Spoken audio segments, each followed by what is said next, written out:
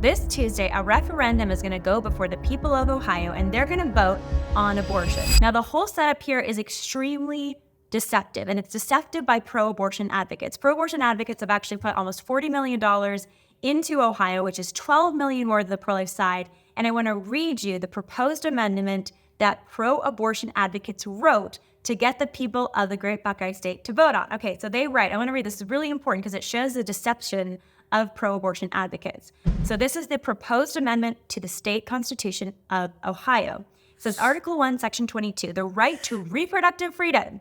Okay, so it's calling it reproductive freedom, and it's saying you should support this. Reproductive freedom is not unregulated abortion, but this is all about unregulated abortion.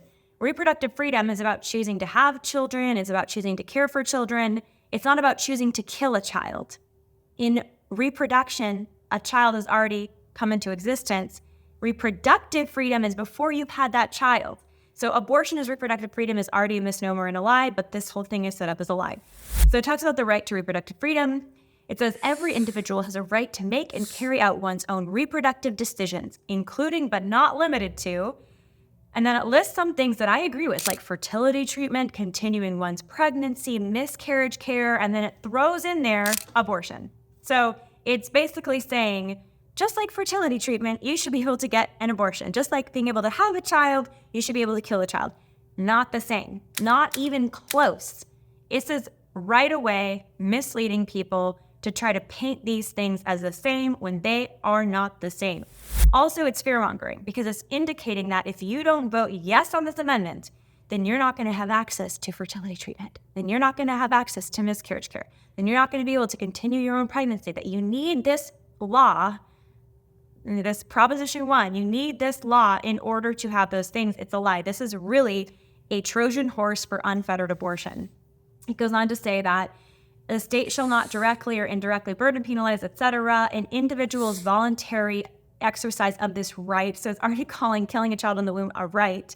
And then it says that abortion may be prohibited after fetal viability, but only in the cases where the pregnant patient's life or health is not in any kind of jeopardy. The reality is, this is an exception that is huge. I mean, this was the whole Roe v. Wade, Doe v. Bolton, the original Supreme Court cases that legalized abortion. They talked about women's health, and so you might need an abortion for your health. And they defined that to mean financial health, emotional health, relational health. Basically, any woman who says, I want an abortion, and any doctor who says, yeah, let's give you an abortion, that's okay. So Amendment 1 in the state of Ohio is for unregulated abortion. It's not for reproductive freedom. It's not for helping women. It's not for helping women with miscarriage care. It's for opening the floodgates for abortion for virtually any reason, including late-term abortion, provided that anybody justifies it as health.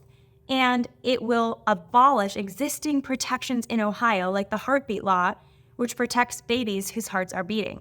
So this is a clear no on Proposition 1 in the state of Ohio. Don't be fooled by the lies and the way that this is so deceptively written by the pro-abort activists, and instead protect children and women in the state of Ohio and vote no on Proposition 1.